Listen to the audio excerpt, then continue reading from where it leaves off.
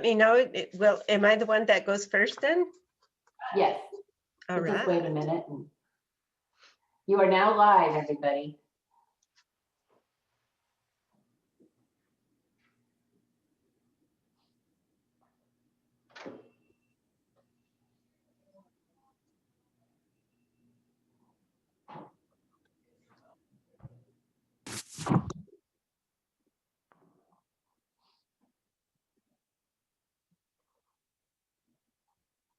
Ready to go, Lori? Yeah, I think so. All right. Hello to everybody who's joining us today. Every year on March 8th, we celebrate International Women's Day. I'd like to welcome everyone that has joined us today, and especially our YWCA Board of Directors. The United Nations declared International Women's Day as an official holiday in 1977 to spread awareness of the women's rights movement. The theme this year is Women in Leadership, Achieving an Equal Future in a COVID-19 World. Today, we aim to celebrate virtually the tremendous contributions by women and girls throughout the world during this time of pandemic. Women of the world want and deserve an equal future free from stigma, stereotypes, and violence, a future that's sustainable, peaceful, with equal rights and opportunities for all. To get us there, the world needs women at every table where decisions are made. With that, I leave with a quote from Emma Watson of the He for She movement. We are struggling with a uniting world, but the good news is that we have a uniting movement. I am inviting you to step forward to be seen and ask yourself, if not me, who? If not now, when? Thank you for joining us. I'm Kathy DeLacy, a member of the YW Board of Directors and Women's Empowerment Center. It's my great honor today to be able to introduce today's speaker. In addition to being a mother, our speaker is a teacher and mentor for at-risk youth and an advocate for quality health care for people of all ages. She's a motivational speaker and has written a series of motivational journals called Entourage Yourself that focus on building a better relationship with God and improving our inner selves. If you have any questions for our speaker, please type them in the chat and she'll answer at the end of her presentation. Please help me welcome today's speaker, Ms. Leslie K. Bruton. Thank you, Ms. Kathy. Here's to strong women. May we know them. May we be them. May we raise them. Today I was given a topic to speak on hope in the middle of a crisis. Warm greetings to each of you on this beautiful International Women's Day. This year's observance falls at a time when our world, our country, our communities, our lives has been faced with many global and local challenges. Typically, today is observed to give acknowledgement to those women personalities who've excelled in their careers and have contributed significantly to the welfare and overall betterment of society. Typically today, we honor and appreciate the women who are making success in their lives and bringing success in the lives of other women and of those around them. We have indefinitely moved towards an exhilarating time in history where the world has finally embraced and accepted to some degree gender balance. As we all have just witnessed a couple months ago, the inauguration of our first Black woman vice president of the United States. We have witnessed remarkable progress in the fields of technology, education, health, raising women's economic empowerment, political participation, leadership, and decision-making power. While we have so much to celebrate in regard to women in today's society, breaking barriers, overcoming obstacles, making history, and contributing to the advances of our nation all over the world, today, I want to acknowledge and celebrate one of the most courageous, innovative, exceptional women walking the face of this earth. That woman is you. I celebrate you today. The reality is, we live in a fast-paced world. We're taught that accomplishment means getting as much done as we can in a day. However, too often, too many of us don't take enough time to reflect and celebrate our own accomplishments, big or small. When was the last time that you really took a moment to celebrate yourself?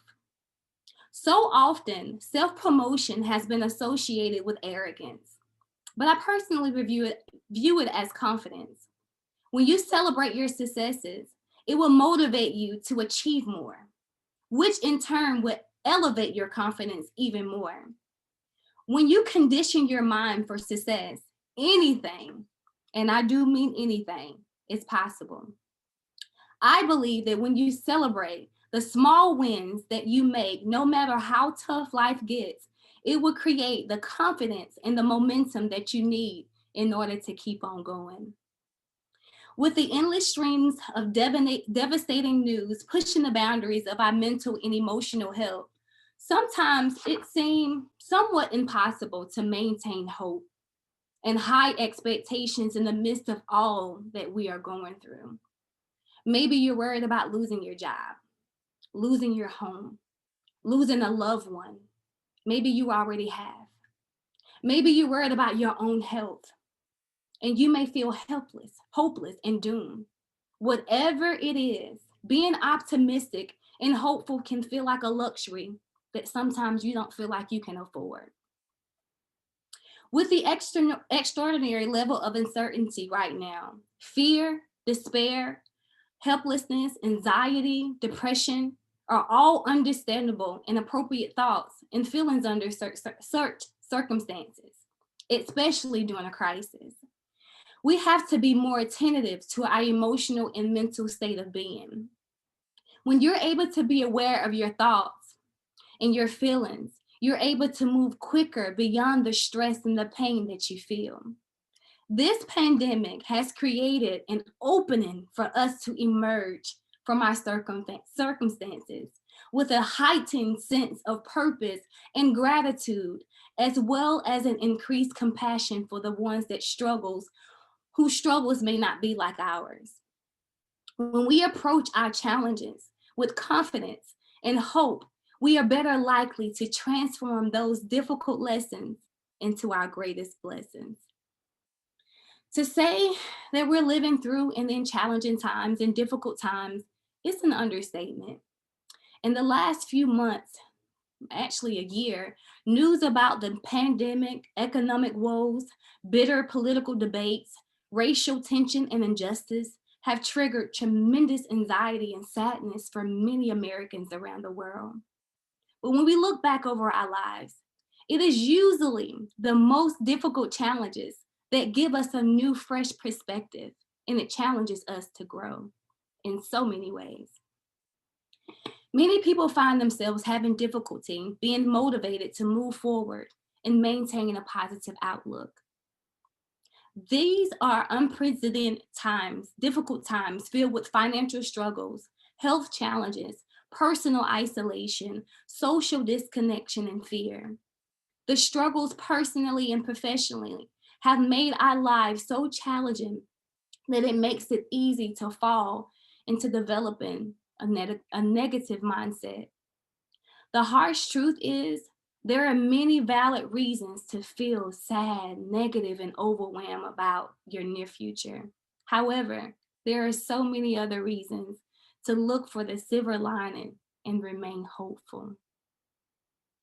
According to the law of attraction, you are drawing things into your life that are of similar vibration to what you're thinking and what you're feeling.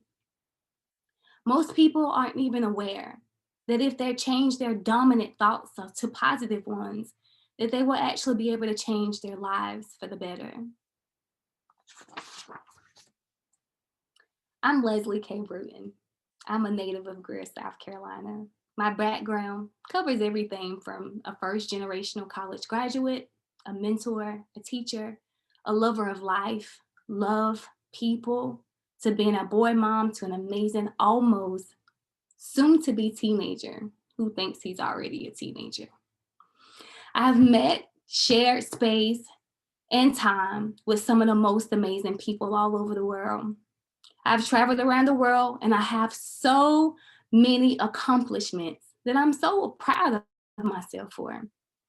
But one of the proudest moments that I have ever had was the moment that I did not let my ears change what my heart knew.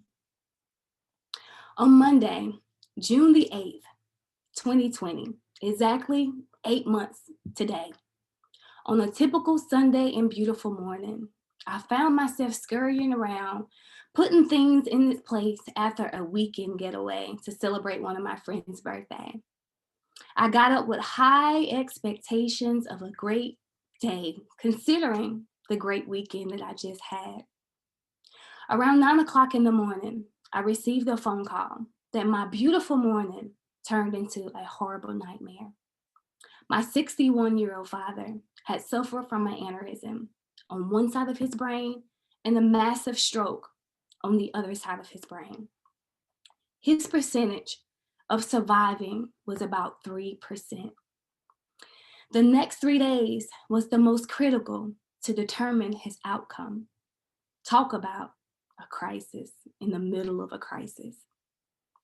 With COVID-19 now in full effect, being by his side was an option that was not even afforded to me as his daughter. The level of fear, pain, uncertainty, anxiety, and sadness that flood my heart, I cannot even put it into words. You see, I've always been a daddy's girl. And just that Saturday before, we were just talking about how we were gonna go fishing for Father's Day. You see, my daddy was a great fisherman and I love to eat fish, so the perfect duo. Surely they had the wrong person. Surely they had the wrong family, is what I kept telling myself. This was all a horrible mistake. I was in denial of the reality of his condition. How do you stay hopeful in a crisis when all odds are against you? How do you hold on to your faith that things will be okay when everything you see contradicts what God says? With each passing day, the news of his recovery pierced my heart like a dagger. But there was a mustard seed of faith, of hope in the pit of my soul that kept hope alive in my heart. One day, I asked the nurse if I could bring him some music and a poster to drop it off at the front desk. I knew I wasn't allowed to go to his room. So I gathered some CDs, some music, and I made a poster of me and my son that when he opened his eyes, he would see the two most important people of his life. I wanted him to know that even though I wasn't there, I was there. So they told me I could drop the things off at the front desk. And as I was walking back to my car, I just felt very compelled to just sit there for a minute. After about 15 minutes of sitting in the car, I was praying and crying and just listening to worship music, asking God to just be there with him and give him peace, and not only give him peace, but to give me peace as well. So after about 15 minutes of sitting in the car, I received a phone call from the doctor, and he told me that a blood clot from my father's leg went to his heart and immediately made his heart stop. And about 6 minutes after of working with him, they finally was able to get his pulse and he was able to breathe again. I begged and pleaded for them to please let me come upstairs to see him. And after speaking with his superiors, they agreed to give me an hour visit to go see my dad. I walked in the room. It was about 10 to 15 doctors surrounding him, nurses that was trying to come up with a cure plan for him. It felt like I was dreaming. I could not believe that my legs were still supporting me to stand. And because of the COVID-19, I was only able to go alone. So me standing in the room with my dad, surrounding all those doctors, truly the scariest thing I ever felt in my life. I walked with timidness, but I also walked with boldness at the same time. As scary as the moment was, there was something still in my heart that could not accept this reality. And I held on to that hope like my life depended on it, because it did. After 2 gruesome hours of waiting for his surgery, they had to do a surgery for him to make sure that this never happened again. After 2 hours of waiting for him to come out of surgery, he finally successfully made it. However, the battle of recovery was far from being over. All odds was against us. The doctors told me that he would never be the same if he pulled through. They told me that he would never talk, that he would never walk, that he would never be able to eat, and that he will permanently be fed through a feeding tube. They told me that his lungs would never be able to function on their own. And as a result, he had to get a trach in his throat for the rest of his life, they told me. They told me that the quality of his life would never be the same as before. And every day that he wake up would simply be a matter of, today may be the day that he passes away. But sometimes we got to have hope in the middle of a crisis. How do you stay hopeful when everything that you hear is negative and scary? You feed your faith. That's how. You tell yourself that things will be what God said he wants them to be. You activate your hope by staring death and defeat in his eyes, and you say it's not over until God says it's over. While my father was in ICU on a ventilator with no understanding or comprehension of the fact that he was even still on this earth, I activated my faith even more, and I started preparing him to come home with me. I moved all of his things out of his apartment, brought his things to my home. I went and purchased new sheets and a comforter, and I turned my guest bedroom into his bedroom. They thought I was crazy. My family thought I was crazy. How is you preparing a room for someone who's in ICU? I knew he was coming. I knew it in my heart. The head nurse told me that he would basically be a vegetable if he made it home. And with all due respect, I told her, the devil is a liar. God has the final say. I left the hospital and I went into a secret place, my secret place, to pray and fast for God to show me the miracle that my father was in desperate need of. 7 days after he received his procedure, his lungs miraculously started to function on their own. And amazingly, that same nurse that told me that that trach would still be there forever, she was the one to schedule it to get it out, because he was 100% breathing on his own. After 46 days of being hospitalized, against all odds, my father did make it back home to me. He wasn't allowed to eat or drink anything by mouth for 52 days. 52 days with nothing to eat. The only thing that I was allowed to give him was ice. The therapist determined that because of his inability to comprehend cognitively, that he lost his ability to swallow. They never even tested to see. It was awful having him to come home and him begging me for food. And at times I didn't eat either. I told him that he was fasting and I was gonna fast with him. It was awful. I stopped cooking and I started eating takeout meals, and I put my microwave in the garage because I didn't want to tempt him to smelling the food that I know that he wasn't able to eat.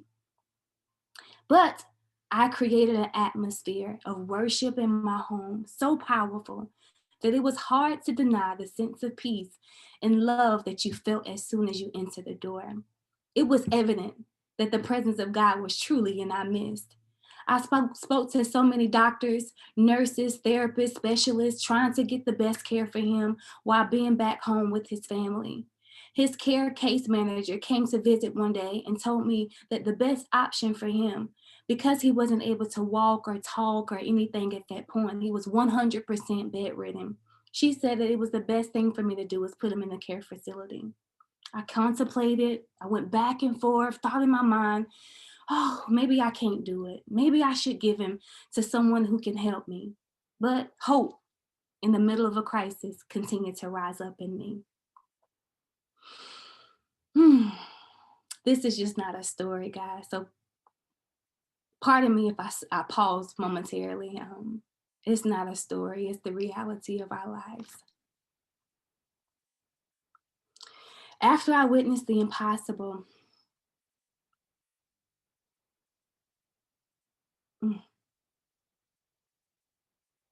the reality was this was a hard task. And I was still a mom, and I still had other things I needed to do. And all of his care solely rested on me. I researched facilities and I found one close to my home. And as soon as I finished all the paperwork and processing the intake, I scheduled for him to get all his testing done to enter into the facility. And he tested positive for COVID. So the nurse came back the next day, told me because he was positive for COVID, that he had to stay with me and be quarantined for 14 days. And then he had to get 2 negative tests in order to move forward with getting him in the facility. Crisis on top of a crisis. I needed more hope in the middle of this crisis. During his 2-week period of quarantine, I was the only person who was able to have any contact with him. I had to go in his room to do his feedings with his feeding tube and to give him his medicine. Every day I would go in the room and encourage him to remain hopeful, even when it seemed like it was hopeless. I would recite quotes and scriptures to him to ignite his faith and mine too. I had to dig from a place that I didn't even know existed within myself so that I can be encouragement to not only him, but to myself as well. Although he tested positive, he never once showed any symptoms of the virus. And in fact, that isolated time alone gave him the time that he needed to reflect and to tap into his own inner strength and hope. After weeks of being 100% bedridden and unable to move the weight of his own legs, in addition to not being able to eat, the power of faith and hope rose up in us like never before. And we started to see the miraculous right before our very eyes. He went from sitting on the side of the bed to sitting kind of on the end of the bed to standing up. He went from standing up to walking and being able to sit in the chair. During that 2-week period of him just him and God and me from time to time, he made more progress in that period than any progress that he had with a therapist. He started talking. He started joking. He started telling me what to do and how to do it, just like old times. I started researching articles, videos, just about anything that would help me to gain more understanding of how to get him eating and swallowing again. And the miraculous happened again. After 3 months of having that feeding tube, that same doctor that told me that it would be there forever was the same one that removed it. That's hope in the middle of a crisis. Today, my father is able to eat whatever he wants. He's able to walk up and down stairs. He's able to do anything that he wants to do. He never once used a cane, a walker, a wheelchair. He's able to do more and more with each passing day. That's hope in the middle of a crisis. So, as strange as it sounds, no singular experience in my life has shaped or formed my ever optimistic outlook more than my father's illness. The experience completely reoriented my worldview and helped me to appreciate the importance of gratitude, mindfulness, and my own emotional capacity at deeper levels. Interestingly enough, it also set me on a path towards balancing some of the worst tendencies, particularly impatience, unforgiveness, self-doubt, and endowed me with more gratitude, more present moment awareness, and helped me to become an all-around better human being. Going through that experience with my father forced me to live in the moment in the weeks and months to come, as it required me to be strong, supportive, empathetic for not only him, but for everybody around us that was affected by him. So this particular part of my speech was written last week, but I'm gonna do an insert. Just yesterday, Sunday, My father was in the hospital.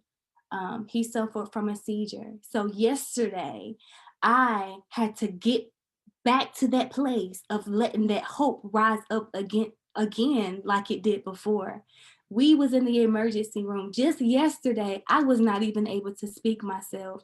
Every word that I spoke, after every word, I coughed, I coughed, I coughed. So even being here with you all this morning, this afternoon, is hope in the middle of a crisis. He is here, he's fine, he's recovering. But as soon as you set yourself up to believe that God will do what he said he would do, the enemy will come and steal, kill, will try to steal and destroy. But you got to hold on to hope in the middle of a crisis.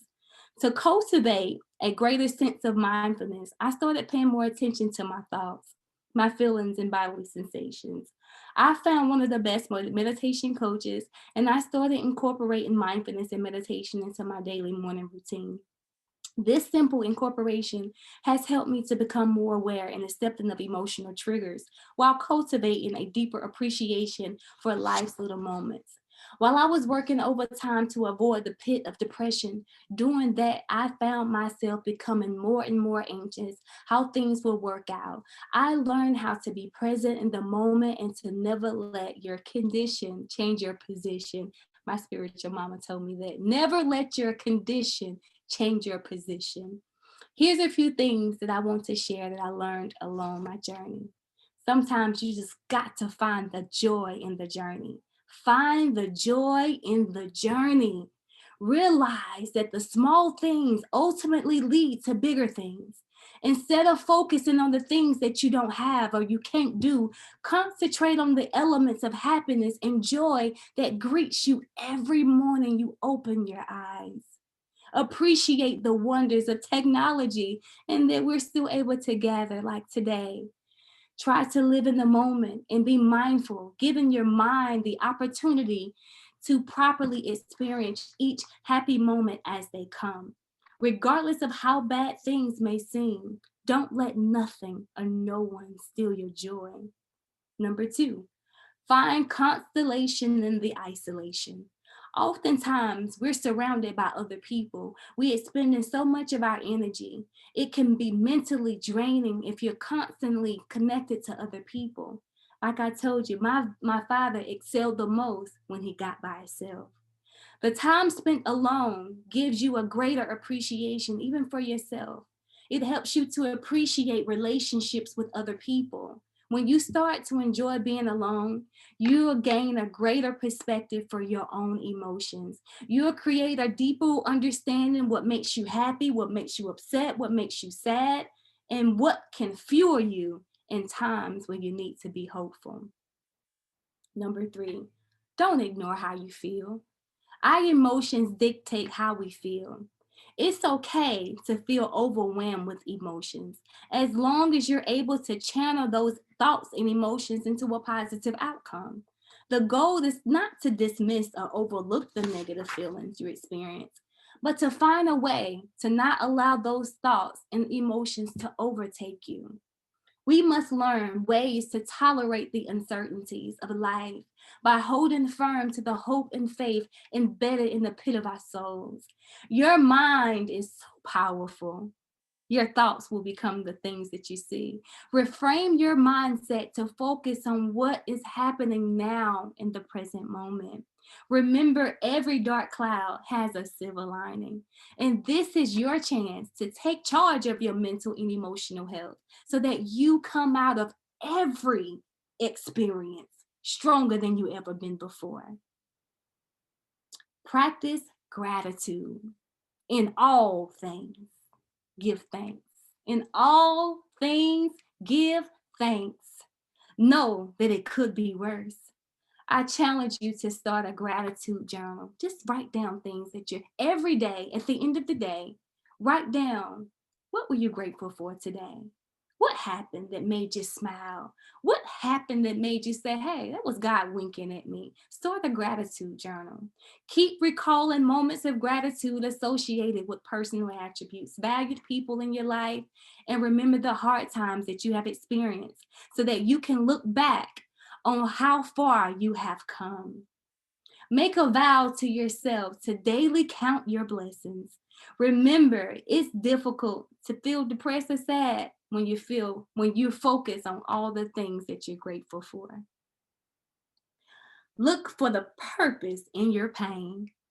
Because you're not dead, that means God is not done. When you have to decide what to do what you in and with your pain, there is a greater purpose that will outlast your pain. Let me say that again. There is a greater purpose that would outlast your pain, but you need to open your eyes of your heart in order to see and feel it. The purpose of pain is not to punish you. It is not that our experiences to make or break us. It's how we interpret that pain that ultimately leads us to what will shape and mold us into the person that we were created to be. There will always be unavoidable sufferings in life. How you respond and manage your pain can inspire you to a new way of thinking and being, and it can also encourage someone else along the way. So I'm challenging you all to find the joy in the journey, find constellation in your isolation. Don't ignore how you feel. Practice gratitude and look for purpose in your pain. In closing, when the storm ends, what will you do? When the waves cease, will you still be you? Will you be stronger? Will you be new? Will you be better from all that you've been through? Can life get better than it was before? Will you now realize your potential and take advantage of the open door? You must learn to shift your perspective and see from a different view. Learn to tap into that place of power that's already inside of you. You can pick up the shattered pieces and create a new start. Remember, faith, hope, and courage will keep you from falling apart. The journey to wholeness and healing, it may be long, but remember, you can make it, but you have to remain strong. The world around you may be different and things have changed. Life after recovery, it may not be the same. Remember all the things that you have learned to help you to cope. No matter how hard life can be, never ever lose your hope. Thank you. To the amazing panel of women who collaborated and worked hard to make this possible for us to gather today. Thank you, thank you, thank you.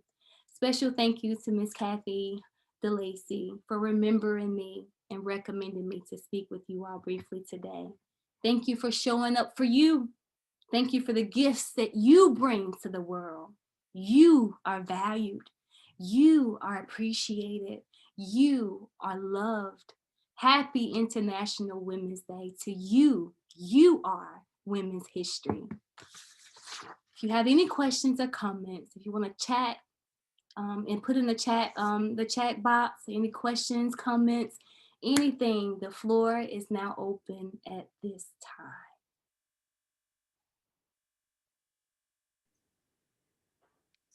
Thank you, Leslie. We've received several questions in the chat room, so I'll start with those. What keeps you motivated during these difficult times? I come from a very strong family of faith. My faith keeps me motivated. My son he keeps me motivated. But my faith, there is nothing like my faith. My grandmother raised me. My mom raised me. We come from a very, very, very powerful family of prayer and faith. So my faith keeps me motivated. Thank you. Mm-hmm. How do we get men to be our allies or partners and build equality? How do we get men? Men, yes. Oh, that's cheap. God gonna have to do that. That's prayer.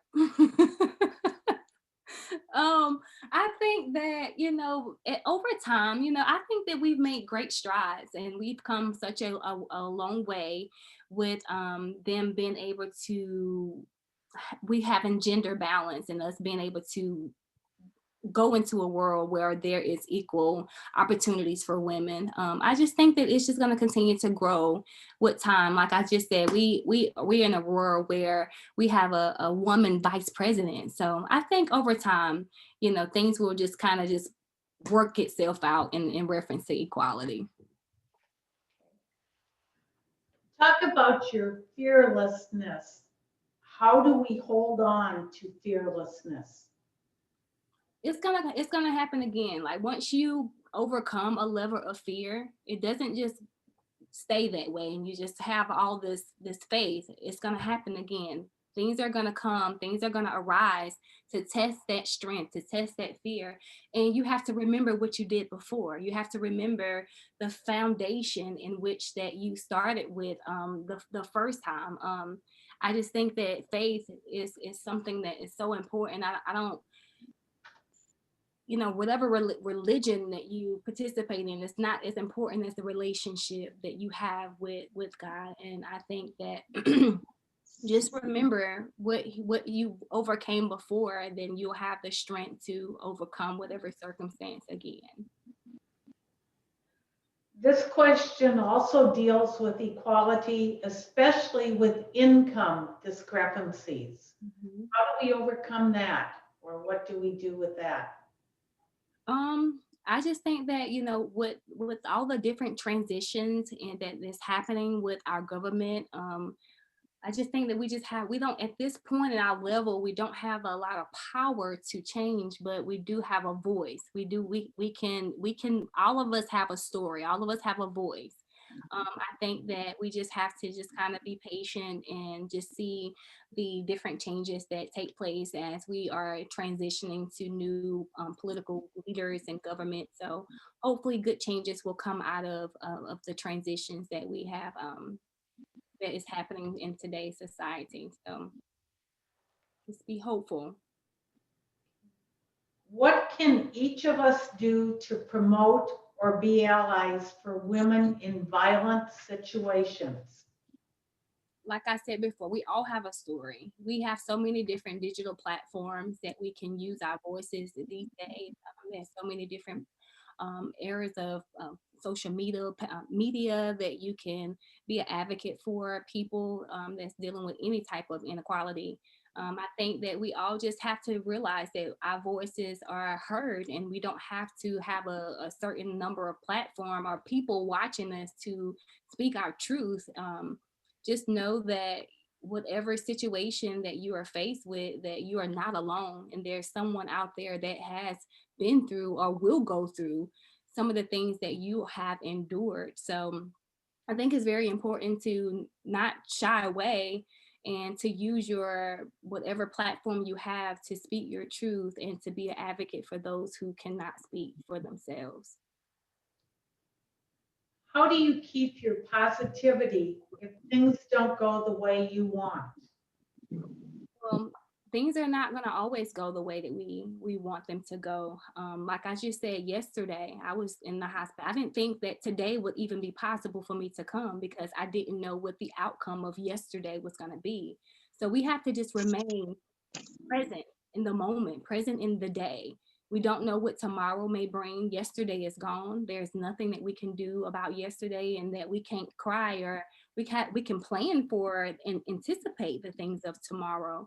However, we know who holds tomorrow in our hand, in their hands.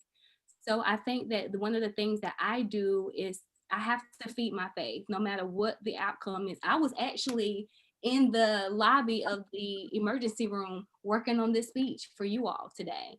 So I was still being hopeful, thinking that okay, that I can see if I would have had to stay in the hospital with my dad and do this in his room, then that's what it was going to take. No, by all means necessary, we have to do everything that we can. Don't take whatever circumstances as a means that it can't be done. It can be done. Don't take no for an answer, not even a no from yourself. You can do all things through Christ. The next question is a comment and a question. In honor of Women's Day, who were the praying women that helped mold you into the powerful woman you have become? You clearly were an intentional creation and full of purpose. Thankful for you and your faith. Thank you. I would have to say my grandmother and my mom. My grandmother was a prayer woman. She always instilled the power of prayer. I remember being about maybe 6, 7 years old and hearing her praying for someone, and I seen her prayer answer, and I was like, oh wow, this is like magic. Like it works. Like prayer really works. So even at that age, she sparked my faith. My mom taught me the word of God. So between my grandma giving me the prayer aspect of things, my mom giving me the word of God combined together kind of shaped and molded me to have this firm foundation of my faith. Thank you for that comment. It was great. And the next one kind of leads right into that. Do you have any books we can purchase? And what is your prayer room? I do. Miss Kathy did mention I am a author, published author of 3 daily devotionals. One is which right here. It's called Entourage Yourself. So you have every day you have something to read, and then you have a section where you write out your thoughts based off of that particular entry. I do have those available. EntourageYourself.com is where you can find those devotional. Also on Amazon, you can find Entourage Yourself daily devotionals. What was the second part of that question? What's your prayer room like? Do you have a specific room that you pray in or space? I do. I do. It is actually in my closet. I've kind of created a whole space where I just kind of go. I spend a lot of time in the closet. My son would say, "Mom, where are you? Are you in the closet?" And he knows what that means. So I think it's important that even if it's a little corner in your room, that you find a place to create an altar for yourself. We have a dedicated altar in the churches, so I think that it's important that you have a dedicated altar in your home, whether what the bathroom, wherever it is that you can just go and just release so that God can fill you back up. So my prayer closet, my sacred place is in my closet. So you guys have tasks. Get you a journal, write your gratitude journal down, get your things that you're grateful for, and create a space in your home where you have an altar. The next question is, what can we expect from you and your platform next? That is a good question. I'm currently working on, me and my son has a kids edition of Entourage Yourself. During this pandemic, isolation, quarantine time, he hit a lot of social and emotional walls as well. So I think that it's important that, you know, at that age, I'm also a middle school science teacher. Well, I came out of the classroom a couple years ago, and one of the things that I think that we don't do is allow the children to really express how they feel, and really give them the tools and resources that they need to, so that when they get adults, they're not adults getting over things that they could have gotten over or got help with as children. So I have been working on with my son a daily devotional for children to kind of help with those emotional and mental and barriers that they tend to run into at that middle school level, even elementary school age as well. So that, in addition to, I don't know, we'll see what's next. Y'all just follow me on social media. We never know what God is gonna do. So on social media, what are your platforms that we can follow you on? It is Leslie Bruton, Leslie K. Bruton on Facebook, and Instagram as well. Entourage Yourself for Instagram and Facebook. I will, if somebody can put that in the chat, but it's Leslie K. Bruton. That's my personal page. But I do have an Entourage Yourself Facebook page as well. I have an Entourage Yourself Instagram as well. So, you know, I put in encouraging things on both both sides, and I will be able to keep you all posted on the things that that are next for me. Thank you. You're very welcome. I would just put a plea out if there are any more questions, put them in the chat room. You could do that in the next 30 seconds, maybe. Give Leslie a chance to breathe. And again, we are so grateful for you and your message to us today. A lot to chew on and think about. Yeah, yes, ma'am. Yes, ma'am. Okay. At this time, I'd like to turn the program over to Angie Bloomfield, who is the director of the Empowerment Center at the YWCA Clinton.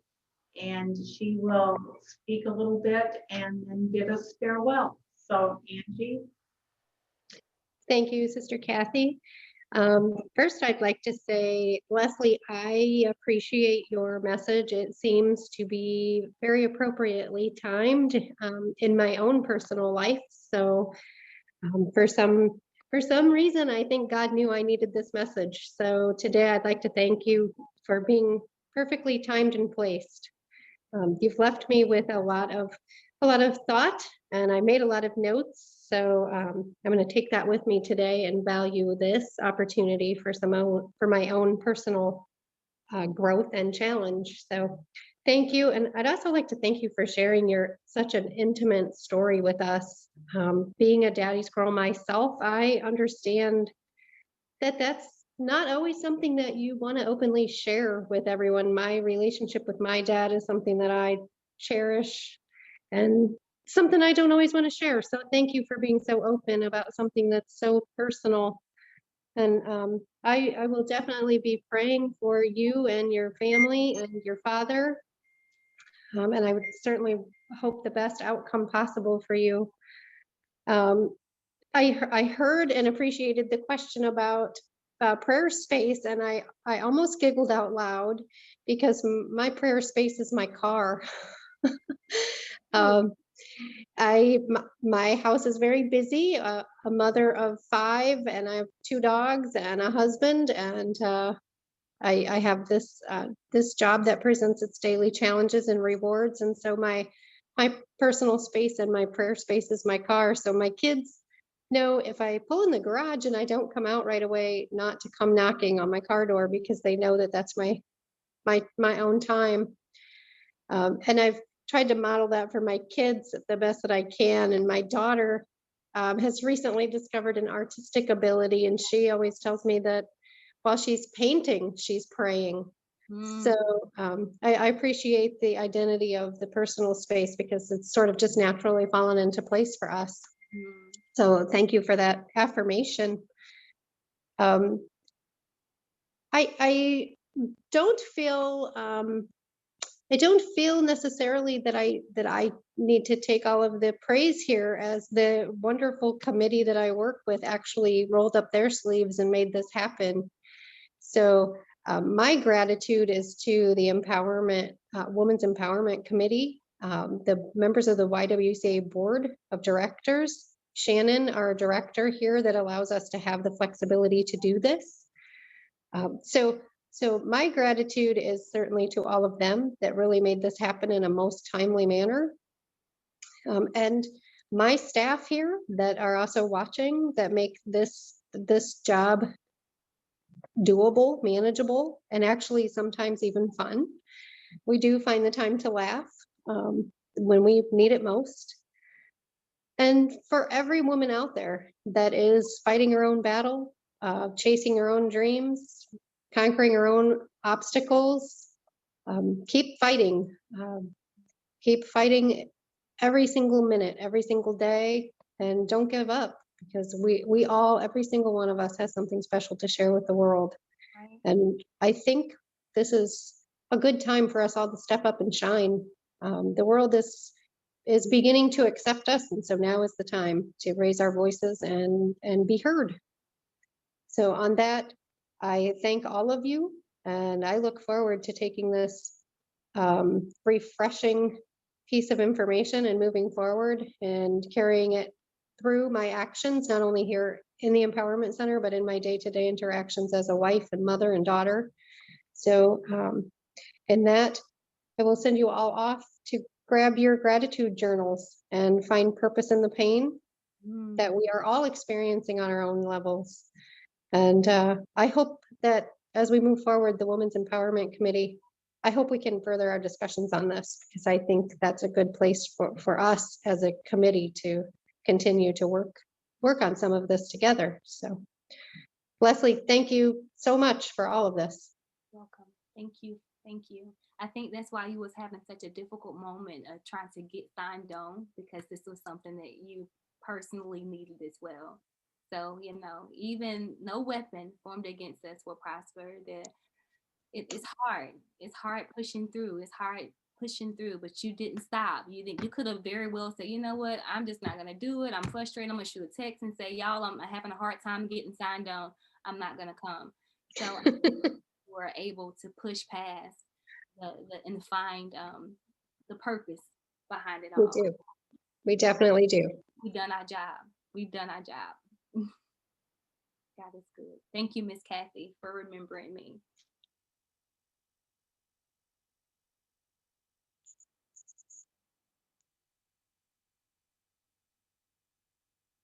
Leslie, I think there may be some additional questions in the chat box. I saw my little notification pop up in the corner. I just want to make sure everyone's questions get answered before we sign out. Okay. So, Sister Kathy, are you able to see if there are additional questions before we sign out? Yeah, what's showing up right now is kudos and congratulations and just appreciation for the event today. Okay. Okay. Thank you. Okay, so thank you. We will have, this was recorded, we will have it posted. So if you know people that missed it, just watch, there'll be a blurb on social media where you can obtain it to listen to. So again, thank you, everybody. Happy International Women's Day to all. Yes. Thank you.